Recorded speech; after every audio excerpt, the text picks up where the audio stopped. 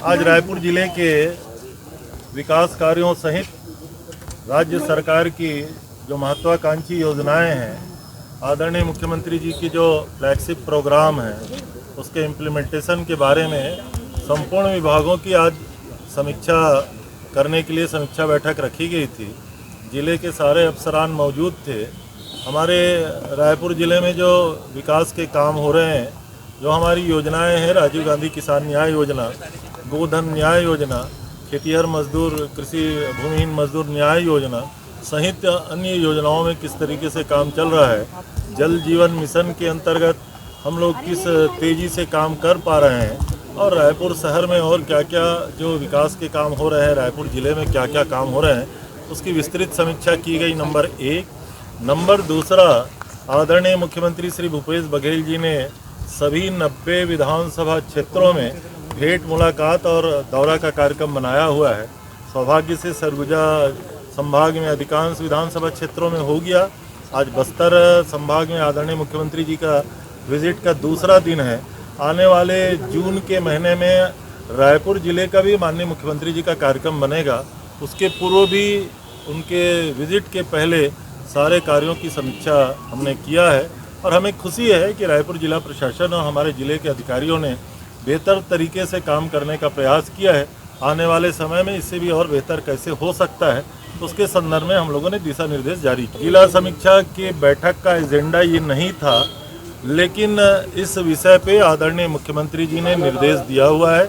माननीय गृह मंत्री जी लगातार इसकी समीक्षा कर रहे हैं। उनका जो चिंतन शिविर है वो देशव्यापी चर्चा करने के लिए है, और कांग्रेस ने जो उदयपुर में 3 दिवसीय 9 संकल्प चिंतन शिविर किया है, वो तो स्पष्ट रूप से पूरे देश के कांग्रेसियों को उसका मैसेज दिया गया है।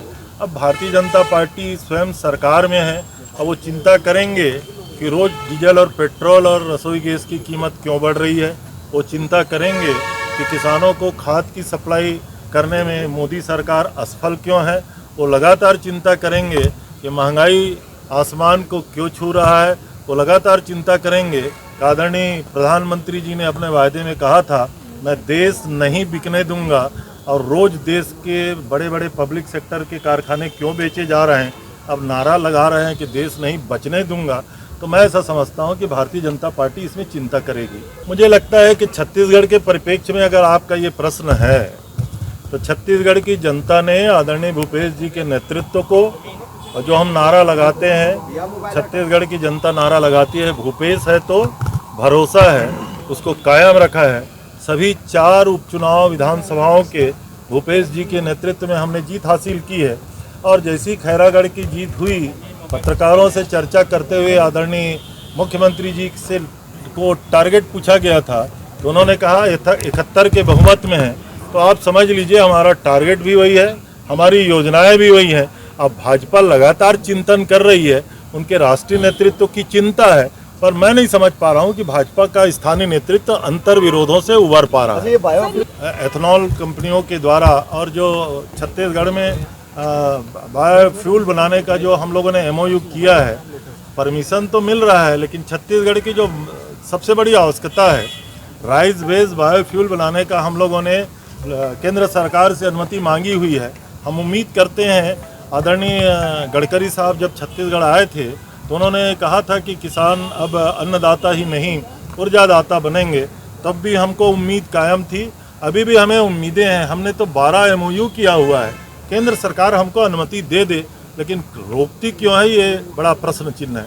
इस बार मानसून लगभग 1 सप्ताह पूर्व छत्तीसगढ़ में आने की संभावना है, ऐसा कहा जा रहा है। कृषि विभाग के पूरे प्रदेश में पूरी तैयारी है। बीज की जितनी व्यवस्था होनी चाहिए, हम सारे सोसाइटियों में बीज भिजवा रहे हैं, और किसान एडवांस लिफ्टिंग भी कर रहे हैं।